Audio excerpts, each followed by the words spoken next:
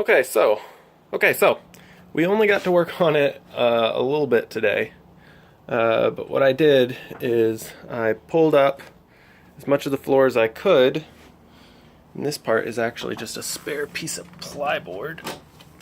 Let's yank that up. So that's the underneath. That's about where the mold stops, and we're gonna cut it about here, and we're gonna be replacing the floor joists as well as the plyboard that's down. So yeah, so here's all the floor. I'm trying to be careful where I'm stepping. All the floor. This I've got a picture that I'll post. When I pulled this section up, I was pulling the linoleum up, and the mold was stronger than both the linoleum and the wood and the plumbing. So the linoleum had the wood attached to it, the plumbing attached to it, some of the insulation attached to it. The whole thing came up in one big swoop. So this whole floor is destroyed. Also destroyed. Like, all this stuff I can pull up with my hand all the way up to about here. I just stopped doing it because we don't have the wood to replace it yet, and I don't want to minimize my areas of being able to strategically step on things. So that was today. Next is gonna be, let me get back a little further. Next is going to be, what's going to be next? Oh, we're going to, backing up.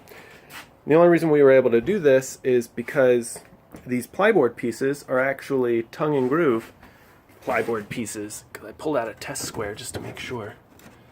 And sure enough, there they are. And that's why I couldn't pull them up before. Plus, they do have some liquid nails on them.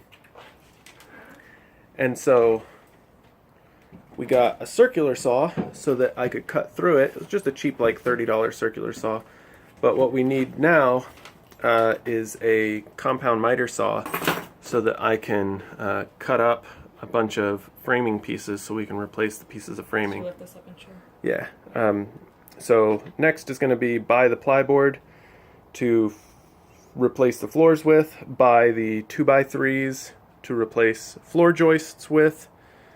And then once we have those pieces, we're going to be fixing the floor joists first, and then we're going to fix the frame, and then we're going to try to support the ceiling with the repaired floor joists while we pull out the bottom pieces of all around the frame, because all of these, like the back wall, is completely rotted through, and these ones are moldy all the way up to the door.